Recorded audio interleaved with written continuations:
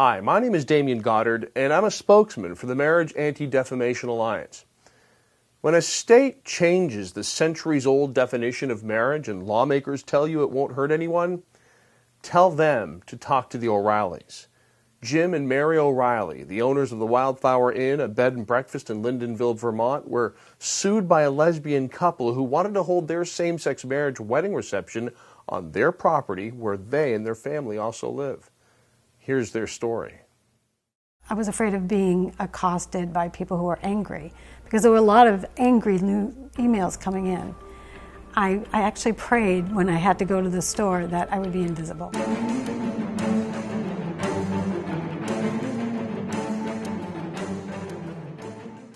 Jim and I went to college at the same school. I graduated, and then a couple months later I went into the Peace Corps. I actually went over after a year and visited Jim when he was in between assignments, and then got married a year after that. My father actually wanted to buy a property here, and we thought we could do that. We could be innkeepers. Then we opened the inn in '85. Back in 2000, the state of Vermont passed a civil unions law. We had to think about how was it going to affect us at the end. We received an inquiry from a lesbian couple. I just explained to them that, I'm a strong Catholic. It would be going against what we believe in. They ended up filing a complaint with the Vermont Human Rights Commission. So in 2005, our policy of disclosure of who we are and what we stand for was upheld. In 2009, Vermont passed legislation that made same-sex marriage legal. November 2010, we had an inquiry. It was an email inquiry. This mother was coordinating a wedding for a same-sex couple. Our wedding coordinator then sent out an email immediately to this mother, and that we do not host same-sex receptions at the inn, but she had offered her services to host. The coordinator had never come in to discuss this with me. April of 2011, our wedding coordinator called me up in a bit of a panic and said she needed to come in and talk to me. And when she came in, she had said that she had just been called by the ACLU. She immediately resigned, and then we didn't hear anything until July 19th of 2011.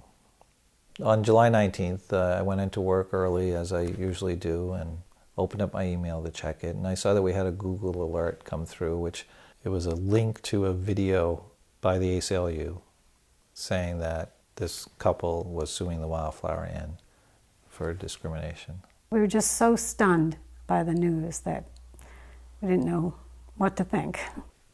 We probably had 200 hate emails by noon that day. I mean, it was attacking us as a business, but also as individuals. We had some who left. We had guests who started calling immediately and canceling for their stays. Everything that came out in the news was coming from ACLU. But I was afraid to go out. I was afraid to go to the store. I was afraid of being accosted by people who were angry. They've decided that we're bad people.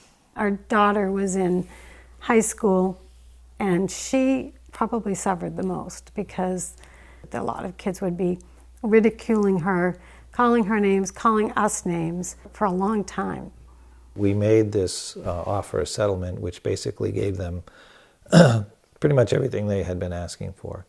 Instead of accepting that settlement, they declined it, and then they issued more charges against us, which were the charges that our policy of letting people know who we are and what we are and why we are was discriminatory and against the law. It's against our religious rights and our First Amendment rights. Through mediation, one of the things we had to do was pay the Vermont Human Rights Commission $10,000. Back in 2005, the Human Rights Commission found that the policy we were following was legal. I think advice to business owners in states where laws like this have not been enacted yet is they really need to stand up and be heard. They need to understand that they could be putting their business in jeopardy if they're true believers of marriage between one man and one woman. Help Jim and Mary stay strong by going to marriageada.org and thank them for standing up for marriage. And if God has given you the means to go a little deeper for those who are under attack, please prayerfully consider making a financial contribution to the Marriage Anti-Defamation Alliance. It's as simple as clicking on the donate button on the website.